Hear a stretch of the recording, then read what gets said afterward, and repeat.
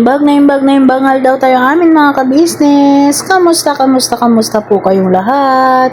Sana po nasa mabuti kayong kalagayan mga ka-business namin minamahal. Saan man panig kayong mundo naroroon. Yun no? So, for today's video mga ka-business ay magluluto ulit tayo.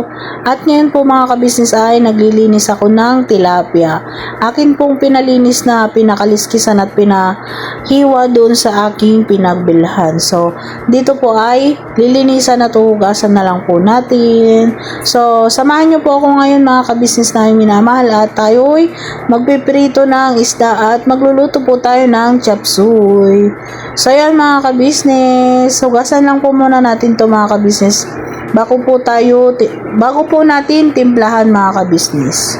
So yun mga ka-business, pasensya na po pala kayo dun sa last vlog ko at wala po akong voice over doon at napakasakit po kasi ng aking lalamunan. At syempre salamat po sa mga nagpayo kung anong dapat kong gawin at dapat kong igamot sa aking lalamunan. Maraming salamat po sa inyo, sa inyong mga payo. Meron po kasing mga nag-comment ng gagawin ko at meron ding mga nag-chat sa messenger. So maraming salamat po sa inyo. Hindi ko na po kayo iisa-isahin. Alam na po ninyo yon kung sino-sino kayo. Kaya maraming salamat po. Thank you po sa mga payo nyo mga ka-business at syempre sa mga sinishare nyo. Pati na rin po sa mga nagsishare ng gustong ipaluto. So, ayan nyo po mga ka-business, banda-banda riyan ay may isa-isa rin po nating iluto yung mga inyong request. Tulad po nung aking niluto na na manok, may nag-request po yun. Kaya maraming salamat po sa inyong mga suggest na ulam. Syempre ako minsan mga ka-business ay nauubusan din ng maiisip, kaya minsan nagtitingin ako sa mga sinasuggest nyo, kaya doon ako nakakakuha ng mga tip kung ano yung lulutuin ko. So tapos ko na pong linisin yung isda mga ka-business.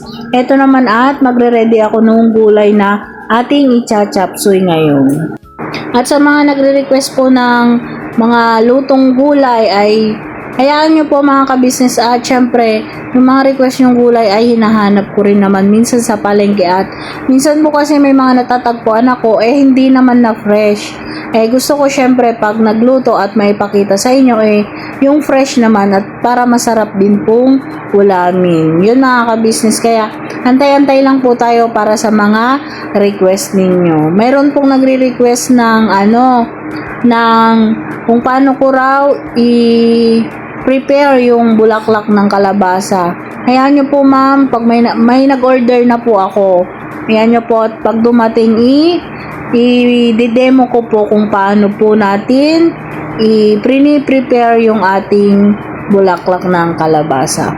So ayan mga ka-business, nagbalat lang po ako ng carrots. Pasensya na po kayo mga ka-business at matigas ang aking dila.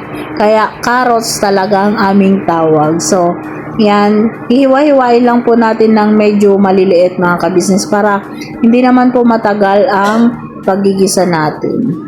At wala rin po pala akong vlog kahapon mga ka-business kasi talagang hindi ako makapag-concentrate sa pagbo-voice over kasi masakit pa yung lalamunan ko. Pero ngayon okay na, kaya birabanat na ulit mga ka-business. Eto't maingay na naman ang inyong lingkod sa inyong pandinig. So yun mga ka-business.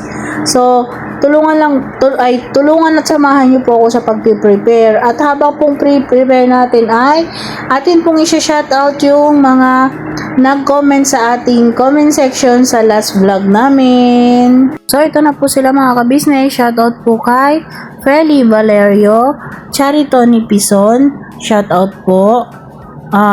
Rita Gibson, shoutout po. Beng Rosales, shoutout po. Mary Collar, shoutout po. Alma Maghilom, shoutout po. At saka May Hong Kong, shoutout po. Annie Velasco, shoutout po. Narag Leonila, shoutout po. Solidad Belmonte, shoutout po. Annalyn Agano, shoutout po. Elina Sabiron, shoutout po. Rebecca Rasmussen, shoutout po. Amy Bayugo, shoutout po. Neni Villanueva, shoutout po. At syempre, Vernaline OFW Kuwait, shoutout po. At syempre, shoutout din kay Helen Jan, shoutout po. Helen Jan, thank you po yung sa lagi nyong advice. Napakahaba po ng inyong tinatype, ma'am. Thank you po sa inyong advice lagi sa akin. Maraming salamat po. At syempre, maraming salamat po sa inyong lahat sa pagsuporta sa amin lagi. Then, balikan lang po natin saglit ang ating ginagawa mga ka-business. Tapos ko na po yung ating carrots or carrots. Ito naman, bell pepper ang aking isusunod. So, haba pong sinusunod natin ang bell pepper ay shoutout po kay Virginia Baruelo, shoutout po. At syempre, shoutout din po kay Marilu Turla, shoutout po. Josephine Damian, shoutout po. Aurora De Leon, shoutout po. Ana Santos, shoutout po. Maria Cecilia Esmas, shoutout po. At syempre, Alexa Aquino, shoutout po. Leonie Celestial, shoutout po. Redante Dimalanta, shoutout po. Susan Dario, shoutout po. At saka Belita Merciolo, shoutout po. Yun mga ka-business yung nasa huling vlogs nating mga nag-comment. At syempre, isasama na po natin itong hindi ko na i-shoutout nung nakaraan. Kung sino man yung hindi ko nabanggit ay titignan po natin mga ka-business. At syempre, ito na po ang ating ginagawa ngayon. Ang beans naman po ang ating isusunod. Baka mga ka-business magtataka kayo galing sa mga plastic yung aking mga hinihimay. Opo mga ka-business, galing po pag nilalagay po kasi sa rep, nilalagay ko rin muna sa mga plastic para nakabukod-bukod mga ka-business. So, eto po, ganito po ako ng beans or yung tawag nun, yung sitaw para mabilis po maghimay mga ka-business. Hindi ko po alam kung, dati po kasi may nakakita sa akin, ang sabi po nila sa akin pag ganito, gawaing tamad daw. Pero hindi naman po ito sa gawaing tamad. Ang para sa akin, para mapabilis lang po ang ating gawain. Syempre, may mga susunod pa naman po tayong gagawin. Kaya, kailangan po nating pabilisin yung ating mga kilos, mga ka-business. Kayo po ba mga ka-business, paano kayo mag-prepare ng Baguio beans or ng sitaw? Ganito rin po ba? Or yung isa-isa mga ka-business? Kasi po, pag isa-isa, feeling ko, natatagalan ka po lalo. So, ganito na lang po yung pag-prepare ko noon pa man. Kaya, pero minsan, pagka syempre yung meron kang katsikan or gusto mong mapatagal ay syempre iniisa-isa mo, diba po mga ka-business. Pero ginagawa ko lang naman po yun kung alam kong konti na lang ang yung gawain ko. Pero pag alam kong marami pa, syempre kailangan nating bilisan, diba po mga ka-business. Kasi minsan maganda rin yung pag may kabanding ka nakakapagkwentuhan or nakakapag-open up kayo bawat isa, diba po. Yan, ganyan po ako mga ka-business. So, balikan ko po kayo maya-maya pagka na-prepare ko po itong beans. Yun nga po para mga ka-business, masabi ko lang po sa inyo. Yung mga sina-shoutout ko po pala yung mga nagko-comment sa pinaka-last vlog ko. Kunwari bukas po, ito yung upload ko po bukas. Yung magko-comment dito, yung shoutout ko naman po sa isang araw. So, ganun lang po ako mga ka-business. Kaya po yung mga nagko-comment sa mga old videos ko or yung mga naunang video ay hindi ko na po sila minsan na isa-shoutout kasi isang vlog lang yung pinagkukuhanan ko. Yung pinakahuli po mga ka-business. Kaya kung ano po yung pinakahuli kong vlog ay yun po yung ating suportahan at doon po kayo mag-comment para ma-shoutout ko yung inyong mga pangalan. Tulad po ng kunwari gusto nyo magpa-shoutout or may pabati po kayo, free po kayo sa comment section mga ka-business. At syempre, free din ko po kayong mag-comment kung ano pa yung mga gusto nyong lutuin natin sa mga susunod na araw or meron kayong mga request mga ka-business. Basta po meron tayong budget na pangluto or meron tayong stock sa rep nila ate ay maluluto po kung ano yung mga request ninyo. So, yun lang po mga ka-business. Shoutout din po pala kay Vicky Navarro Simple Step, shoutout po. At shoutout din po kay Lilaine Handohare, shoutout po. Leonie Celestial, shoutout po. Leonor Diala, shoutout po. At Imelda Gomez, shoutout po. Mary Collar, shoutout po. Josephine Ira, shoutout po. Idiladra 6409, shoutout po. At syempre, Jewel 2019, shoutout po. Annalyn Nagano, shoutout po. At Ninette Transilia, shoutout po. Nana Channel TV, shoutout po. Nati Valdez, shoutout po. Animal Lover, shoutout po. Elena Sabiron, shoutout po. Sonia Ogura, shoutout po. Delia Malay, shoutout po. Sonia Mojica, shoutout po. At saka Buddy Rick, shoutout din po sa inyo. Marilyn Claro, shoutout po. So yun mga kabisnes, salamat po. Salamat sa inyong mga suporta at shoutout po sa mga kailokanuhan ko diha. Kailokanuhan ko ita, yun. Napapabisaya ako mga kabisnes kasi minsan sila ti Junjun ay nag-uusap-usap ng Bisaya ay nahahawa na rin ako ng mga lingwahe nila. Kasi minsan kami lang mag-usap ni Kuya Istong ng Ilocano dito. Kaya minsan kung ano yung lagi kong naririnig ay doon na rin ako napapaano sa Bisaya ba ganun. Napapadiha na. Gajay Ilocano dita po mga kakabsat, mga kailyan, mga kabisnes. Yun, naimbangal daw tayo amin ko. Sapay la ko matag kanayon nga nasaron ati bagbagi tayo. So yan mga kabisnes, binati ko lang ang aking mga kailocano at sabi ko sa kanila na sana lagi-laging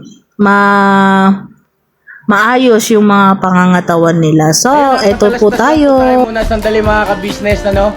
So yun po, kami po ay dealer ng mga sewing machine. Iba-ibang klase mga sewing machine po, high speed, aging, piping, etc. Ano po, household, industrial. Meron po tayo niya mga ka-business. So dun sa mga inquiries po, paki-message nyo po yung Facebook page namin at paki-contact rin po kami sa aming cellphone number. Maraming salamat po mga ka-business. So yun, tuloy na panonood. Discover! So yun mga ka-business, nagpainit na po pala ako ng maliit na kawali para sa pagpiprituhan ko ng tilapia mga ka-business. Opo mga ka-business, prito lang po ang ating tilapia for today's video. Natimplahan ko na po yung mga ka-business tinimplahan ko lang po siya ng konting asin, konting magic sarap at syempre paminta mga ka-business. At eto na po, magluluto na rin po tayo ng ating chop suey. Hindi ko na po na ipakita ng buo yung pagpiprito ko ng tilapia mga ka-business at nagmamadali na po tayo na itong mga oras na to. Ito po, magigisa na po tayo ng sibuyas at bawang syempre. At yan mga ka-business ay atin lamang imekos-mekos dyan at gigisa po natin sa mahinang apoy. So mga ka-business, ilalagay na rin natin yung giniling na baka ang aking sinahog dyan mga ka-business. Kaya po ganyan yung kulay ay napakuluan ko na po kasi galing sa freezer nila ate. Pinakuluan ko na po para matanggal na yung pagka-frozen. Kaya ganyan na po yung kulay. Hindi na po siya yung fresh na nakikita nyo mga ka-business. Pero fresh po yan nung bago po namin ilagay sa freezer. So yan mga ka-business, habang pong ginigisa natin yung baka dyan ay atin na pong hugasan yung ating mga gulay. So yan mga ka-business, gusto ko lang din po palang kunin itong pagkakataon na to para magpasalamat po sa mga nagtatanggol sa akin sa comment section na gusto po nila at nakakatulong daw ako kahit papano sa mga gustong matutong magluto. Maraming salamat po dahil kahit papano mga ka-business ay may nakakagusto sa aking mga vlog kahit paulit-ulit lang na puro pagluluto daw. Kasi may mga nagko-comment mga ka-business na nagsasawa na po sila sa aking mga videos or mga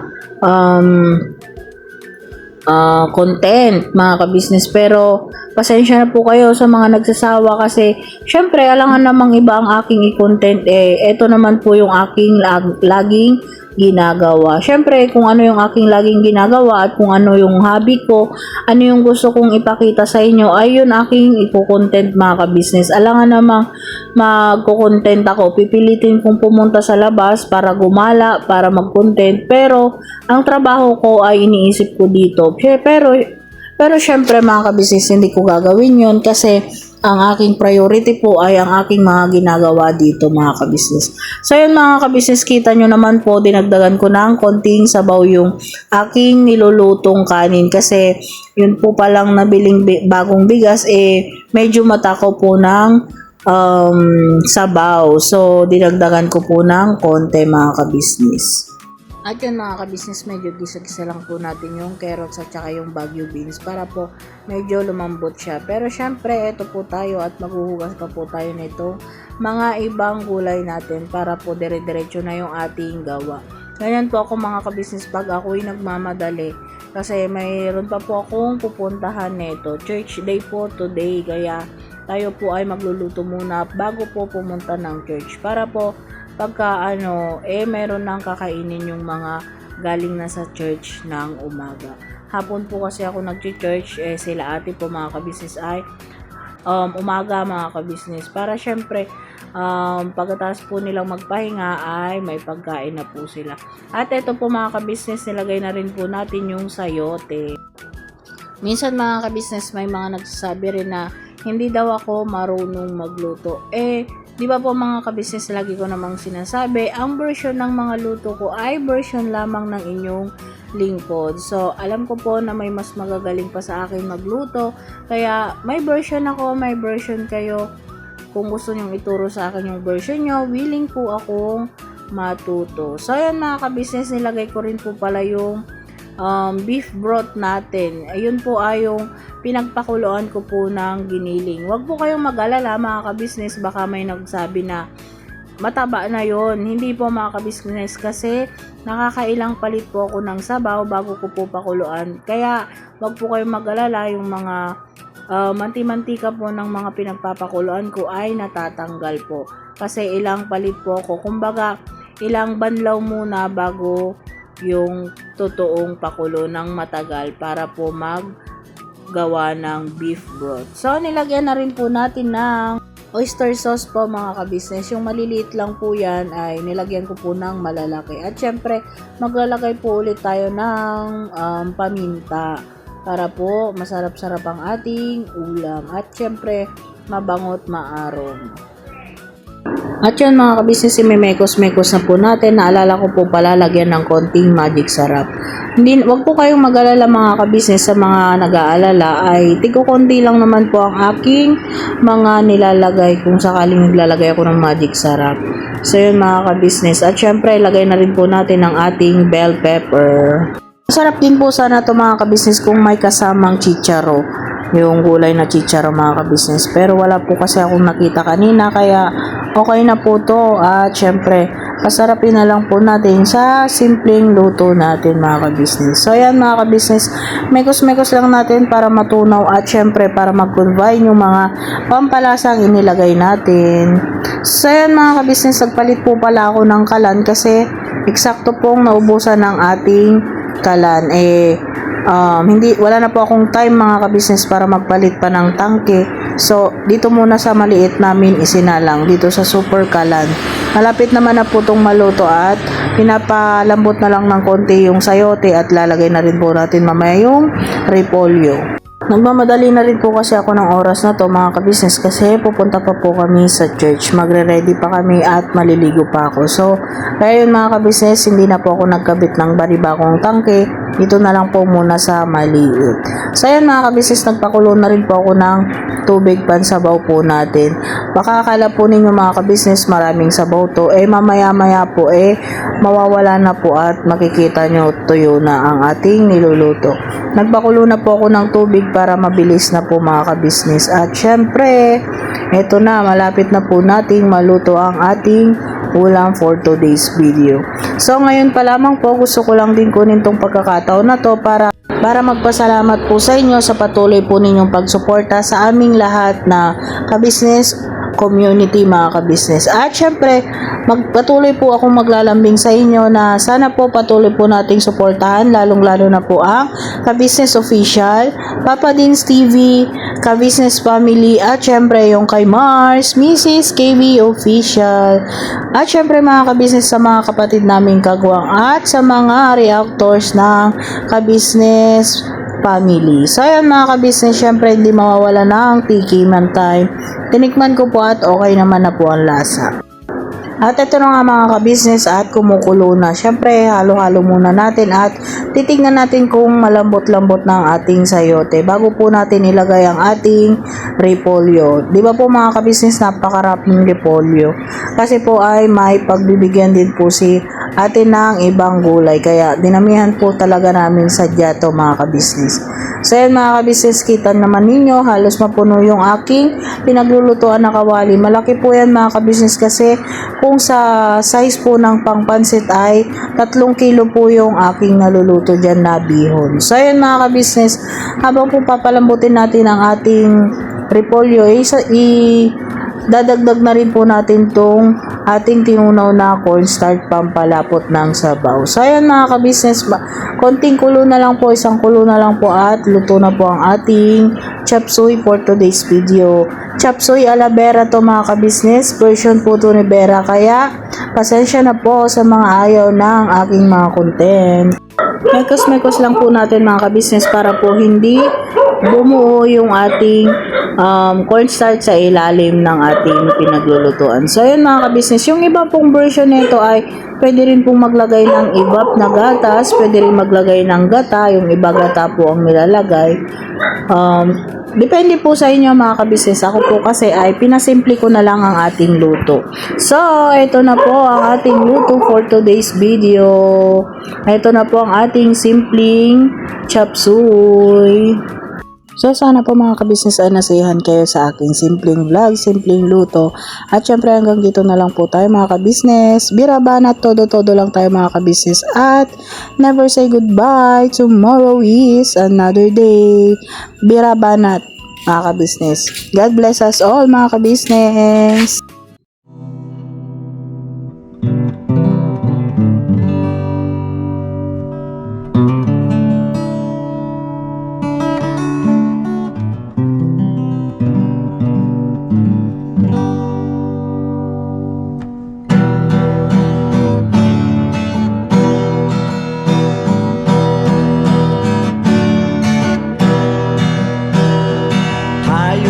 Lahat ay magkakasama, tayong lahat ay laging masaya.